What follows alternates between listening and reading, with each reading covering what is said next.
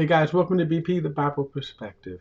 Hey, over the years, as we enjoy watching Christmas movies, has the moral of the story got lost in the translation? I say yes.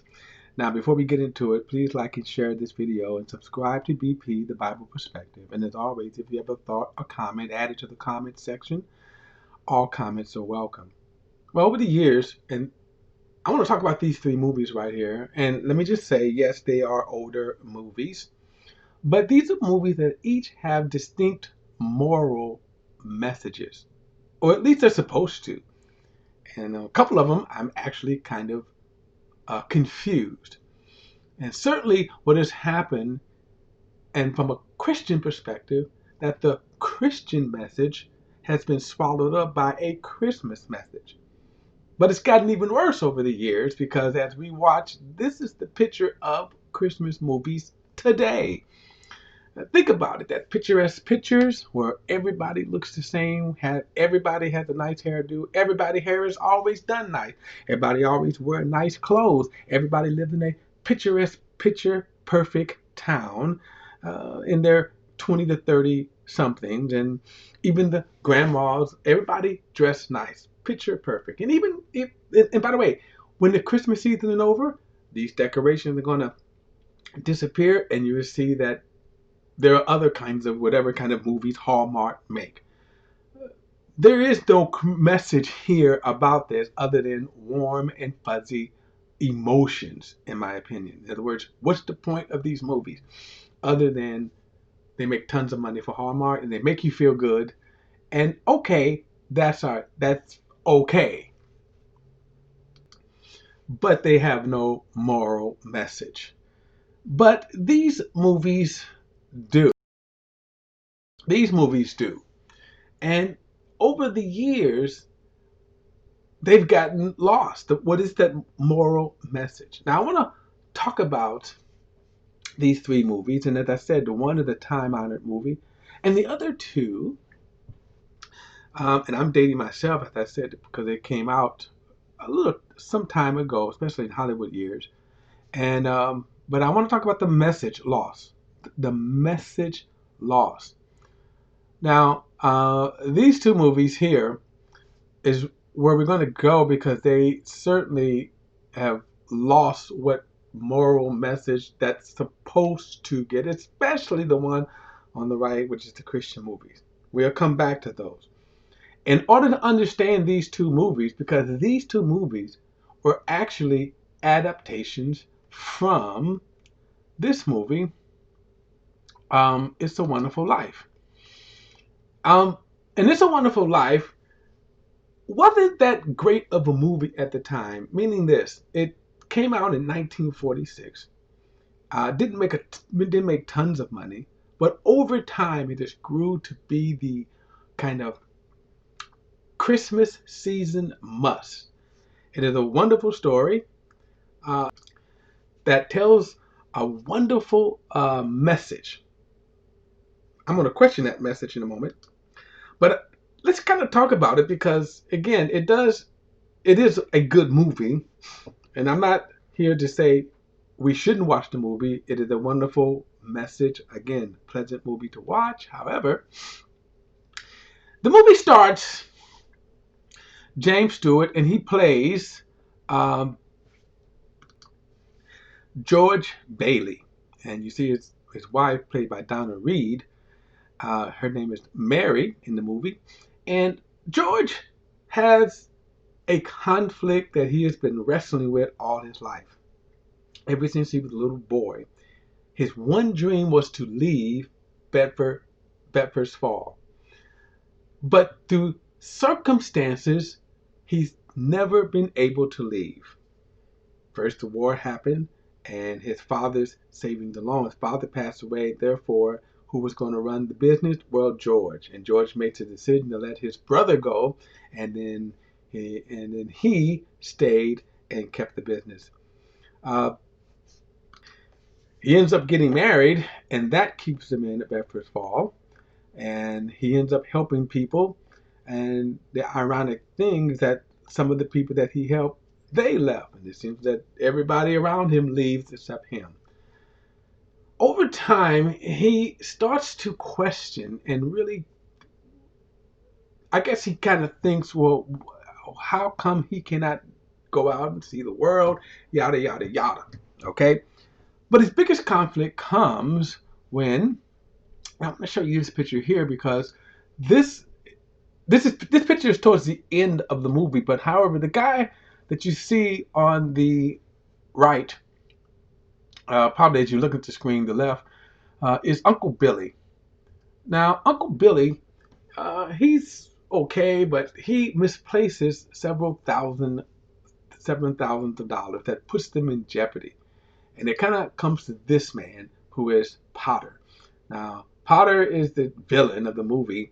He's also a greedy. He's the Scrooge of the meeting of the town, the greedy, uncaring, callous old man who wanted to close down the savings and loans so all the people can come to him. He can charge them all the interest he wants and just be a greedy miser. And the only one who stood between the people and Potter was George Bailey. But when Billy misplaced the money, George finds himself in a very, very dangerous place. Not a dangerous place, but a bad place, because if they don't, he can go to jail for this money. And certainly the savings and loans are going to close down. In a moment of desperate, uh, he goes to Potter and is begging for a loan. Potter laughs him out of his office because Potter's realizing, hey, I'm gonna have the savings and loans, so no, I'm not gonna give you the money. Even though, by the way, the money that Billy misplaced, actually he accidentally puts it in Potter's hand, and Potter doesn't do the right thing by giving it back. With nowhere to go, George finds himself on this bridge. You can't kind of see it probably in the background, but he's standing on a bridge, contemplating throwing himself off of the bridge. What George doesn't realize is that all his life, this man, Clarence, is his guardian angel. And he has been watching George all of his life. And now, at this precise moment, he is there to intercept George from committing suicide. By the way, if he does this, Clarence's reward is that he's going to get his wings, wherever people got that from. So at this moment, Clarence throws himself into the river, and George abandoned his plan to commit suicide and actually dives in and saves Clarence. Later, as they get out and drying, you can see Clarence tells them, "I'm your guardian angel sent from heaven, and I intercepted you from committing suicide." As they talk, George says that, hey, because the things were so bad, life was so bad, my life was so bad, I didn't get a chance to go out and travel the world. I wish I was never born. Upon hearing that, Clarence confers with heaven, and it was decided we're going to give George a glimpse. And he's going to see what his life would be like if he wasn't born. Now, it's important to realize at this moment what the message is then. But the true message is that George doesn't see value in his life. He doesn't see the value that he thinks that the grass is greener on the other side. So he does get a glimpse of his life as if he wasn't born. And what he realizes is that if he wasn't born, how lives potentially could happen for people.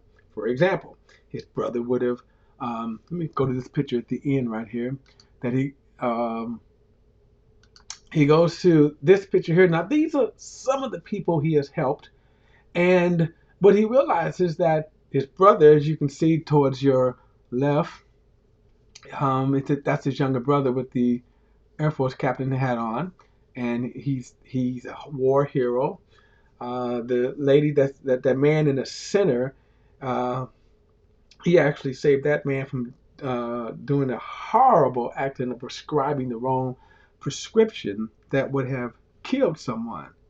And the lady in the back that's standing kind of right in back of him with the kind of black fuzzy hat, she's kind of the town floozy, and he even actually helped her get out of town. But anyway, George helps all of these people, and he realizes that, hey, his life is wonderful. He has a wonderful family, wonderful kids. And then, by the way, that money, if you see in the middle right there, unbeknownst to George, while he was contemplating suicide, Mary realized what had happened, found out what had happened. And she went through town and she told everybody that George was in trouble, and they came in droves and they saved the day with that money. And he realizes, hey, I do have a wonderful life. And that's the moral of the story, that he was able to look at his life and say, I do have a wonderful life, that I do have values. And what his regret was wishing that he wasn't born. Clear moral message. It's not a Christian message, by the way. This message is anything but Christian. It's more Catholic. They have themes of purgatory and this, again, crazy notion that we are not children of God, that when we die, that we're going to, in this sense, go to heaven and earn wings and stuff. And you see that it is a salvation by works, doing good deeds, that is very anti-biblical. But the movie does have, again, a strong moral message. Be good no matter what. And that's redeemable and that's valuable. Now, the next movie is The Family Man. And this movie is a loose adaptation of It's a Wonderful Life. And this is where the message gets totally wrong to me. Now, the movie itself is a very good movie. It actually did very well at the box office, and and it's an enjoyable movie. The movie starts off, as you can look at it, Nicolas Cage, who plays Jack Campbell, and as you can see the picture, his wife, and they show this nice Christmas portrait. His wife, played by Tia Leone, she plays Kate Reynolds. It starts off with Jack and young Kate, fresh out of college, and Jack is getting ready to go overseas for a year internship at a prestigious finance company. But Kate doesn't want him to go. She says that if they go, that they're gonna fall apart, and she's right. Jack goes, and from that point that we see, 13 years later, Jack has moved on big time, and he never comes back to Kate, even though the movie never explores why. In other words, at some point in the movie, we don't know why Jack said, I'm not going back to Kate. But 13 years later, he is a successful millionaire, and as this scene had it, he is on the eve of closing $100 billion deal. He has kept his team over. And one of the things there that they was like, contemplating, some was contemplating being home on Christmas night. And some of these themes here is kind of like, overrated, right? Because as Jack would say in the previous scene, is that, hey, my Christmas gift to you come with a lot of zeros. And while Jack is at first hungry, thirsty for the deal, he's making the money. At this point in the movie, however, it doesn't give any indications of any regrets. Not even the fact that he doesn't marry Kate. His life right now is perfect. He has money. One of the things as the movies, open it up, as he's coming out, you see that Jack stops in his lobby and gives uh, stock tips to the doorman. He gives a bottle of scotch to the security guy. You can tell that he gets along with everybody. He loves everybody. And you see, again, this nice corner office. He drives. Now, this scene here, Jack leaves the office after that, and he's going to buy um, some eggnog. And this guy is his guardian angel. Yeah. this guy is his guardian angel. And this is where, to me, the movie goes in terms of the moral term, the moral term, the moral message, completely off the rails. This is Cash, and now Cash as a guardian angel, and by the way, we don't know he's a guardian angel at this point in the movie. But he is in this store here, and what happens as he's getting ready to, as he's by the cooler picking up his eggnog, Cash comes in and with a lotto ticket worth $200, over $200, and he's talking, of course, slang. Yo, man, y'all got some, y'all do lotto? Cause guess what, man, I got a winner here, man. I wins the lotto, right? And so these guys, the store clerks, like, get out of here, man. Your tickets are fake. We're not gonna pay. And at this point, Cash pulls out a gun. So this thing becomes armed robbery. He terrifies the people in the store. Jack steps in and saves the day. Jack says, hey, I guess what, man? Let me buy the ticket. You ain't got to do this. You ain't got to shoot nobody. You ain't got to rob, whatever. Let me buy the ticket. Cash agrees, okay? And this scene here, Jack is even paying, excuse me, Jack is even paying for the carton of whatever Cash was drinking. He walks out, so he steals. He's a thief. Now this is the angel. Now keep this in mind that this is a guardian angel. So what is the moral here? Okay, so now as Cash is talking to Jack, Jack says, "Hey, gave him the money, right?" But Jack also wants to say, "Hey, you know what? You're kind of going down the wrong path," which he was. Cash laughs. He goes, yo, you trying to save me, man? And he's like, hey, y'all, the world, guess what, man? This dude is trying to save me. Yes, which makes Jack a pretty good guy because you had a gun, you committed armed robbery, and you stole.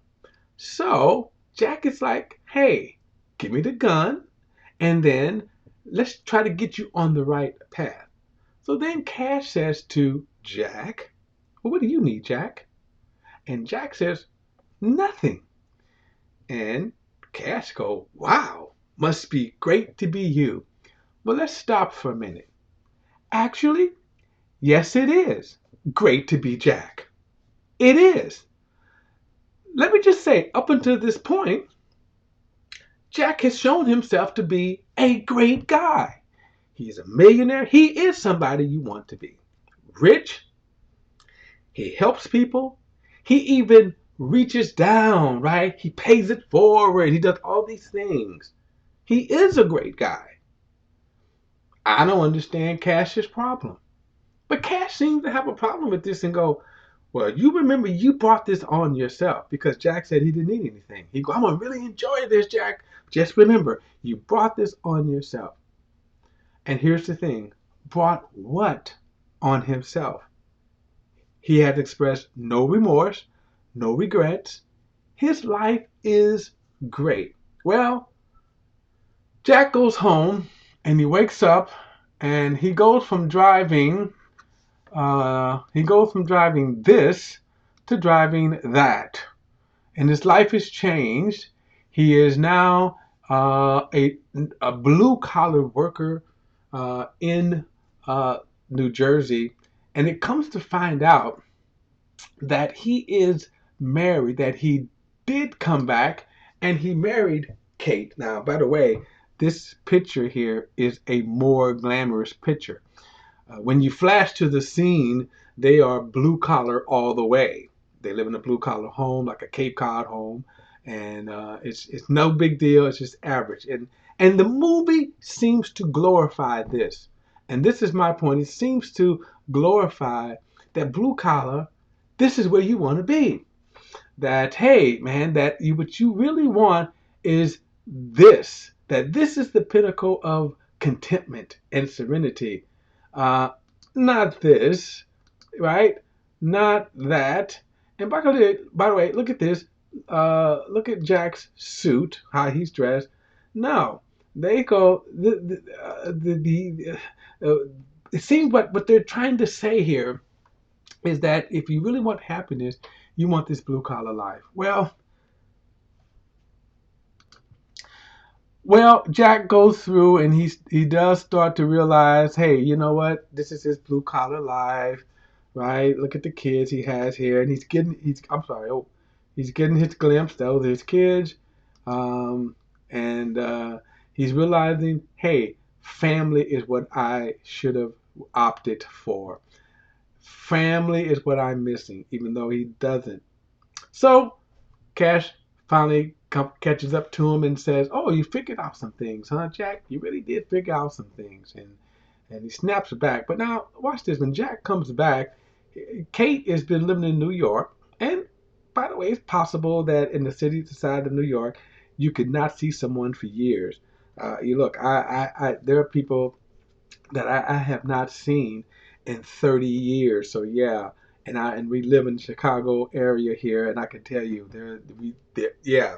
However, so the reason why, remember that scene when he was sitting in his office right here, and this scene right here, that the lady there is his assistant, and she was telling him about a message that Kate had sent Jack saying, "Hey, call me, catch up. I got something for you." And what we kind of find out is that Kate that Kate has this box of his personal stuff. Interesting. For the last 13 years, okay, but this is them back in the reality. Kate never got married. She never had kids. But now he's like, maybe we should do that thing right here. But here's what I want you to point out now. This is back in his reality. Look how he's dressed. Now, Jack has never owned anything like that. At least from the beginning of the picture, we never see that. Where did he even get this kind of stuff that looked like he got it in the thrift store?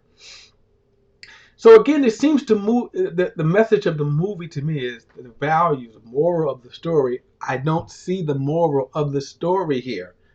I don't see why or what is the point. Jack had it good. Now you see him here, and this is what this is the real Jack. I don't get why. See, I don't get why this is better. Well, the movie goes off where they are kindling their they're kindling their relationship again. But now keep in mind, it's not the blue collar life that they're kindling because Jack is still a millionaire. She is a nice career lawyer making good money over six figures. What's the moral of the story here? I don't get it. And I don't get it since especially there was nothing wrong with Jack's life. He wasn't a miser, he wasn't greedy, he wasn't callous. He was doing good for people. Now we come to the Christian movie, and I'm confused most by this. Why? Because this is a Christian movie. Now, this movie is called What If? What If? I'm sorry. And this movie, not much on it, by the way. I couldn't get much on this, so that my photos are limited, and so I'm going to explain this through most of what very little we have here. Played by Kevin Saburo and Christine Swanson, and of course the guy there is his guardian angel, and played by John Rittenberger. You might have known him from going way back. Cheers. Okay, now again, keep in mind, I know some of you all may not go, wow, you're really, really going back. Yeah, my thing is the moral message. And even here, like I said, I'm most confused by this because this is a Christian movie. Now, the Christian writers there and the filmmakers decided to basically, this is what they did. I'm going to go back to uh, back to the beginning here, guys. Basically, what the Christian filmmakers did with this movie is basically rip off the Family Man. And when I say rip it off, guys, look, scene by scene, basically is all they did was just it was almost scene by scene. Okay, that they just inserted a Christian kind of theme, which I'll explain in a moment. And I don't get the point. Why? Okay. And again, and by the way, it's even more confusing because notice what he says. Why would if God gave you a second chance? So just like the kind of picture there. Anyway, Christian movies, and I won't say too much about this, but Christian movies, they're just bad oftentimes. Look at the difference in the two promotional pictures here, though. Look at the Family Man. See, the Family Man kind of tells a story, doesn't it? That's this poster here. Here you got Jack looking at the family. This one, okay, whatever this means here. Still don't know what this means. They do have Jack here in this nice little suit, but again, what the heck does it mean, right? Well, it's again, we don't have to spend a lot of time on it because this almost virtually it was the same movie as the Family Man. They just inserted a few little scenes. Not only that, but the location, same location. This film was shot. This film was pretty much shot in Michigan, in the small town, blue collar town of Michigan. Grand Rapids is probably the um, um, the big town. Now, if you look at this picture here, this is kind of they have this. By the way, let me go back because you have the same thing as the Family Man. They start off. He's supposed to go to Bible college, I think, whatever, and for some reason they start off in a bus station where, again, the character of of Christy Swanson. Now, she played Wendy, and then Kevin plays Ben Walker, and they're standing again in the bus station. She's saying, "Don't go." He goes, but 15 years later, okay, so that's a little minor change. But 15 years later, he is a successful businessman. Now, I'm going to be petty right here. If you look out the window, like I say, I think this was shot in maybe Grand Rapids, and so the high rise there is maybe 6 or 7 stories, and that's their high rise. It's a little okay. All right, I know I'm being petty with this movie here to pick at it. Here's my point. They could have done better.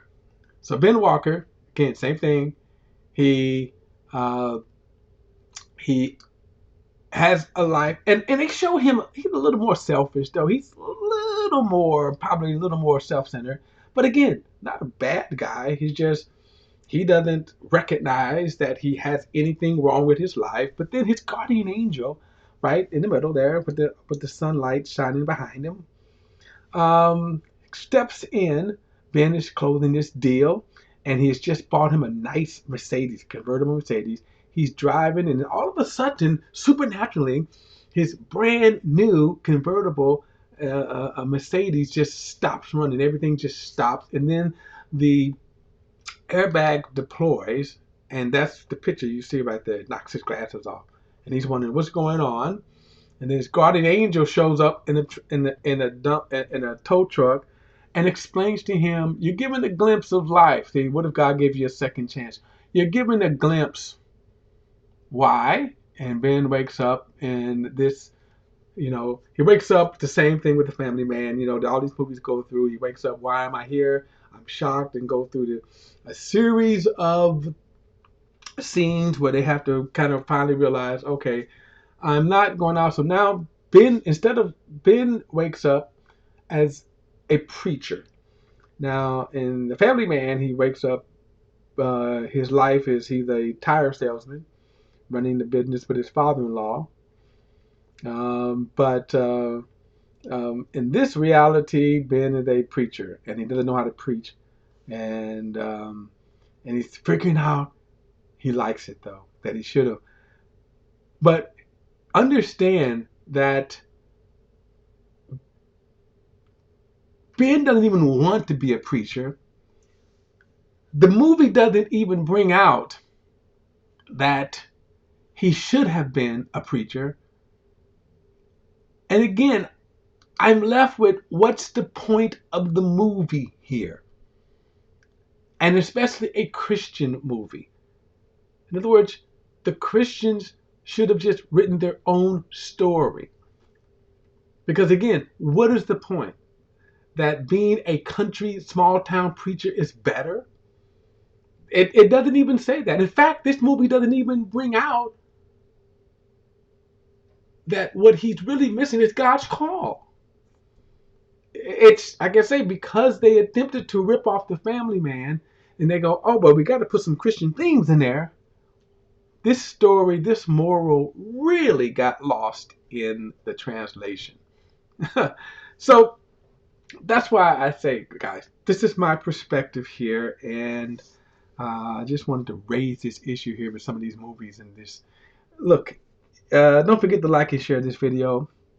And don't forget to subscribe to BP The Bible Perspective. And by all means, if you have a thought or comment, I would love to see your opinions too.